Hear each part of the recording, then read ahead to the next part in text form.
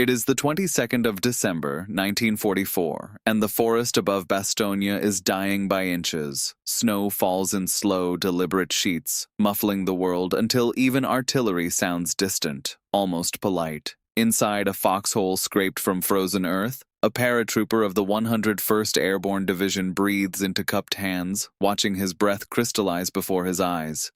His boots are wet through. He has not eaten a proper meal in 3 days. Somewhere beyond the tree line, engines idle in the mist, German armor waiting, patient as the weather itself. A runner arrives, skidding on the ice, carrying word that 4 German officers under a white flag have just delivered an ultimatum to the American commander inside the town: surrender or face annihilation by artillery. The paratrooper does not yet know how his commander will answer. He only knows that Bastogne, a modest crossroads town in the Ardennes, has become the hinge on which an entire German offensive now turns, and that somewhere far to the south, beyond the reach of sight or radio, an army is being asked to do something no army has ever done in quite this way, and in quite this weather, and in quite this little time.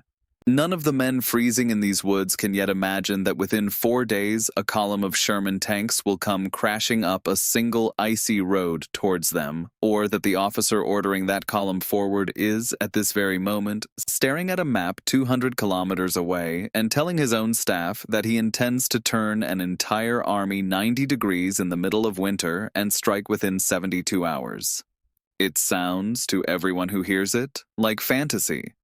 Around the paratrooper, other men move quietly between positions, checking rifles that have begun to stiffen in the cold, sharing what little food remains, speaking in the low, clipped tones of soldiers who have learned not to waste breath on words that are not necessary.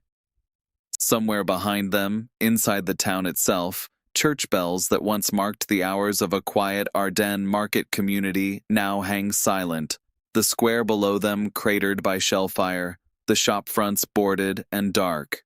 Overhead, the cloud sits low enough to smother the drone of aircraft that both sides know are circling somewhere above it, unable to see the battlefield through the murk, unable to intervene in a fight that is, for the moment, being decided entirely at ground level, tank against tank, foxhole against foxhole. It will not remain fantasy for long. The story of how it became fact begins not in Bastogne itself, but in the failures, the improvisations, and the extraordinary logistics that made a seemingly impossible rescue not only conceivable, but real. To understand why Bastogne mattered so profoundly, it helps to understand the crisis that had engulfed the Allied line only 6 days earlier. On the 16th of December, 1944, German forces launched Unternehmen Wacht am Rhein, a surprise offensive through the densely forested Ardennes region of Belgium and Luxembourg, a sector the Allies considered too rugged for major armored operations and had therefore left thinly defended. Adolf Hitler's plan called for some 200,000 men and roughly 1,000 tanks and assault guns to punch through weakened American divisions, race for the Meuse River, and ultimately recapture the port of Antwerp, splitting British and American forces and, Hitler hoped, forcing a negotiated peace in the West. The attack achieved near total surprise. Fog and low cloud grounded Allied aircraft, denying the customary advantage of air superiority, while several inexperienced or exhausted American divisions, some resting after earlier battles, were overrun or encircled within days. Bastogne itself held strategic importance out of all proportion to its size, since 7 paved roads converged there, making it essential to any force attempting to move heavy vehicles and supplies westward through the Ardennes. Whoever held the town controlled the German timetable. Recognizing this, Allied commanders rushed the 101st Airborne Division, alongside Combat Command B of the 10th Armored Division and various supporting units, into Bastogne on the 18th and 19th of December, arriving with limited ammunition, minimal winter clothing, and no expectation of the encirclement that would follow within 48 hours. By the 20th of December, German forces had surrounded the town completely, cutting off roughly 18,000 American defenders from resupply by road. Temperatures fell to minus 10 degrees Celsius and below. Frostbite began claiming as many casualties as enemy fire. Medical supplies ran desperately short after a field hospital was captured, and artillery ammunition was rationed so severely that gun crews sometimes fired only a handful of rounds per day. When German Panzer-Lehr commander Heinz Kokot's forces delivered their surrender ultimatum on the 22nd of December, acting division commander Brigadier General Anthony McAuliffe reportedly responded with a single word, memorialized ever since in American military lore: nuts. Whether McAuliffe intended defiance, exasperation, or dark humor remains debated by historians, but the effect was unmistakable. Bastogne would not surrender. The question that remained, urgently, was whether it could survive long enough for help to arrive at all. Beyond the immediate garrison, the wider strategic picture grew more alarming by the hour. German spearheads had by this point pushed roughly 100 kilometers westward in places, threatening to reach the Meuse River bridges that guarded the road to Antwerp itself. Allied intelligence, caught almost entirely by surprise on the 16th of December, scrambled to reconstruct an accurate picture of German strength, initially underestimating the scale of the assault by a considerable margin. Eisenhower's headquarters recognized within days that Bastogne's fate would determine far more than the survival of a single garrison. It would determine whether German armor could continue to draw fuel, ammunition, and reinforcement along the roads that converged there, or whether the offensive's momentum would be strangled at its most vital choke point. Existing American tactics built around a more fluid, mobile style of warfare practiced since the breakout from Normandy had not anticipated the need to hold a static perimeter under total encirclement in midwinter conditions, and the defenders of Bastogne were, in effect, improvising an entirely new kind of defensive battle, even as they fought it. The man tasked with delivering that help was General George S. Patton, commander of the United States Third Army, then engaged in offensive operations against the Saar region, more than 100 kilometers to the south. On the 19th of December, at a tense conference in Verheidens, Belgium, chaired by Supreme Allied Commander Dwight D. Eisenhower, Patton was asked how quickly he could redirect his forces northward to strike the German flank and relieve Bastogne. His answer stunned the room: 48 hours. Staff officers considered this almost reckless, given that it required disengaging 3 divisions from active combat, reorienting their axis of advance by 90 degrees, and moving them, along with fuel, ammunition, and supply columns, across icy roads in the dead of winter, all while maintaining secrecy from German intelligence.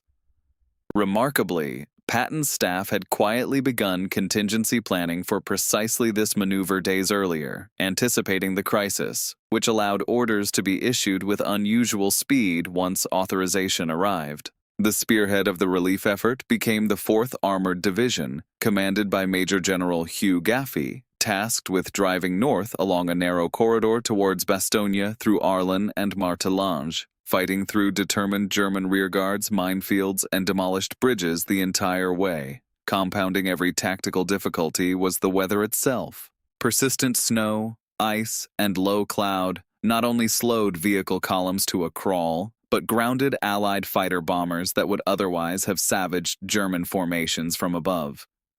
Convinced that clear skies were essential to victory, Patton reportedly ordered his chief chaplain, Colonel James H. O'Neill, to compose a prayer for improved weather, which was printed and distributed to some 250,000 soldiers throughout the Third Army, an episode that has since become one of the more famous, if unusual, footnotes of the campaign. Whatever its cause, the skies did begin to clear on the 23rd of December, allowing cargo aircraft, principally C-47 Skytrains flying at considerable risk from low altitude, to drop desperately needed ammunition and medical supplies to the encircled defenders by parachute, and allowing fighter bombers to finally strike German columns pressing against Bastogne's perimeter. Pilots and aircrew involved in these resupply missions faced heavy anti-aircraft fire over the drop zones, and several aircraft were lost, delivering supplies that the garrison could not have continued fighting without. Yet even with clearing skies, the ground assault remained brutally slow. Every village along the route had to be fought for individually, often house by house, against elements of the German 5th Parachute Division and other units determined to hold the corridor closed. Roads that might ordinarily have taken an armored column a matter of hours to traverse instead consumed entire days. As engineers worked under fire to repair blown bridges and clear minefields, often only for the same stretch of road to come under renewed attack once darkness fell. Fuel convoys struggled to keep pace with the advancing tanks across icy surfaces where a single skidding truck could block an entire column for hours, and commanders at every level were forced to balance the urgent need for speed against the very real danger of outrunning their own supply lines in the depths of a Belgian winter. The technical and human machinery that made this relief possible deserves its own careful accounting, because the popular image of tanks simply racing to the rescue understates the sheer scale of coordination required. The Third Army's redeployment involved moving not merely tanks, but entire logistical trains, fuel tankers, ammunition trucks, engineer bridging equipment, and medical units, along a limited road network already congested with refugees and retreating units. Military historians estimate that elements of 3 corps, encompassing roughly 250,000 men, shifted their axis of operations within that narrow window. A feat of staff work that some historians consider among the most impressive logistical achievements of the entire war in Europe. The M4 Sherman tank, the backbone of the relieving force, was hardly the most powerful vehicle on the battlefield.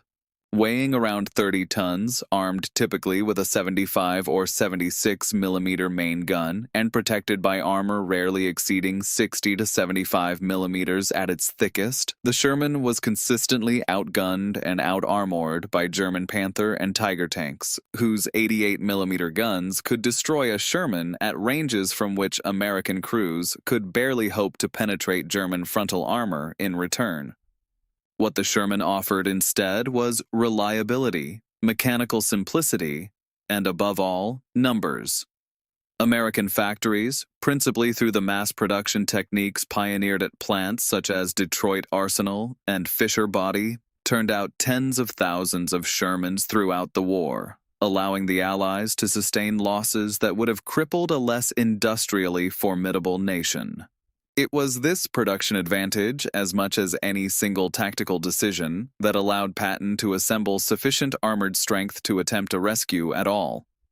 Leading the actual breakthrough on the 26th of December was a task force from the 37th Tank Battalion, commanded by Lieutenant Colonel Crichton Abrams, whose personal tank carried the name Cobra King.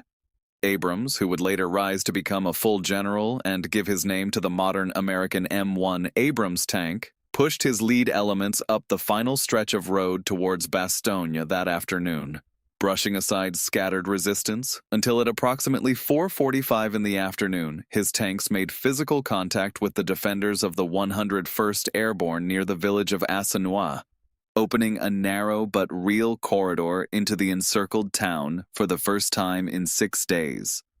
The final push was not without cost. Fighting through Assenois itself required close cooperation between tanks and infantry riding on their hulls, with accompanying artillery firing directly onto the village even as American troops moved through it, a calculated risk taken because the alternative, a slower and more methodical clearance, might have cost the garrison the additional day it did not have.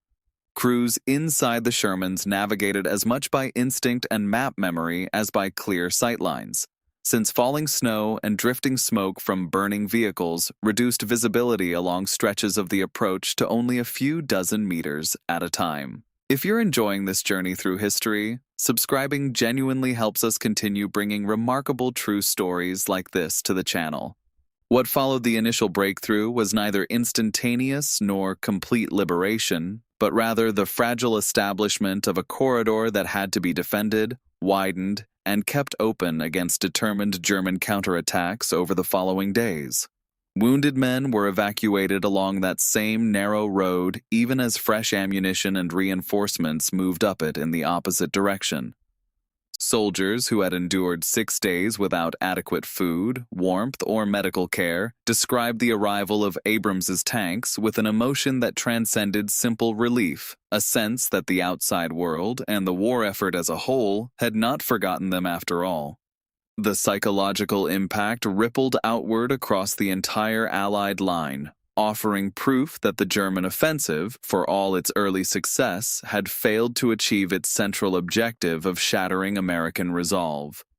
War correspondents traveling with the relief columns described scenes of quiet disbelief among the defenders, men who had rationed themselves to a handful of crackers a day suddenly finding trucks loaded with rations, ammunition, and medical supplies grinding up the corridor behind the tanks. Wounded soldiers who had been treated in cellars and basements for want of a functioning field hospital were finally evacuated to proper medical facilities to the rear, some for the first time in nearly a week.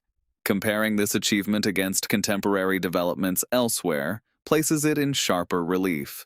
German Tiger and Panther tanks retained clear technical superiority in armor and firepower throughout the Ardennes fighting. Yet Germany's own logistical situation, chronic fuel shortages chief among them, meant that many advanced vehicles were abandoned for want of petrol rather than destroyed in combat, a fate underscoring how strategic and logistical factors frequently outweighed pure technical specification. British forces engaged further north around the River Meuse relied on a combination of Sherman variants, including the upgunned Sherman Firefly with its powerful 17-pounder gun, alongside Cromwell and Churchill tanks, each reflecting different national priorities between speed, armor, and firepower. Soviet forces on the Eastern Front, by contrast, were simultaneously demonstrating their own doctrine of overwhelming mass through the T-34, a tank whose sloped armor and reliability in extreme cold offered lessons that post-war designers on all sides would study closely. What distinguished the American relief of Bastogne was not superior hardware, but superior mobility, superior industrial depth, and an almost audacious confidence in operational planning, the willingness to attempt a maneuver that more cautious commanders might have deemed impossible within the time available. The wider historical impact of the relief of Bastogne extended well beyond the immediate battlefield. In the short term, it secured the southern shoulder of the Bulge and denied German forces the road network they desperately needed to sustain their advance towards the Meuse, contributing directly to the offensive's eventual collapse by the end of January 1945. In the longer term, the episode became a defining case study in operational flexibility, studied for decades afterwards at military academies as an example of how logistics, morale, and speed of decision-making could offset material disadvantage. The Third Army's 90-degree pivot remains frequently cited in discussions of maneuver warfare and staff planning, illustrating that the outcome of battles is often determined as much in supply depots and planning rooms as on the front line itself. Creighton Abrams's tank, Cobra King, survived the war and was eventually rediscovered decades later in Germany, subsequently restored and placed on permanent display at the United States Army Armor and Cavalry Collection, a tangible link between that desperate December afternoon and the present day. Bastogne itself has preserved its wartime memory carefully, with the Bastogne War Museum and the nearby Mare-de-Saint Memorial, standing as permanent tributes to the men who held the town and those who fought to reach them. Historians continue to debate certain details of the campaign, including the precise sequence of events surrounding McAuliffe's famous reply and the degree to which the weather prayer influenced actual outcomes rather than coinciding with a natural break in the winter storm system, and such honest uncertainty is itself a reminder that history, even well-documented history, rarely offers perfect clarity. The Battle of the Bulge as a whole, of which the relief of Bastogne formed one decisive chapter, ultimately cost the United States Army some 75,000 to 80,000 casualties, according to most post-war estimates, making it among the costliest battles fought by American forces in the entire war, While German losses, though harder to establish with precision due to incomplete wartime records, are generally believed to have been comparably severe and, crucially, irreplaceable, given Germany's dwindling reserves of both manpower and fuel by the winter of 1944. Exact numbers remain uncertain even today, and estimates vary depending on the sources consulted, yet the broader consequence is not disputed. The offensive that Hitler had hoped would split the Western Allies and force a negotiated peace instead consumed the last significant reserves of German armor in the West, reserves that could never again be replaced in time to blunt the advances that followed into the German homeland itself during the first months of 1945. Return for a moment to that paratrooper in his frozen foxhole, breathing into cupped hands beneath a sky heavy with snow, unaware that rescue was already moving towards him along roads no one believed could be cleared so quickly. What he could not have known, crouched there in the Ardennes cold, was that the column grinding towards him represented one of the more remarkable feats of coordinated will in the entire war, an army redirected, refueled, and rearmed within days, driven forward not merely by orders, but by the shared understanding that 18,000 men were depending on speed few believed achievable.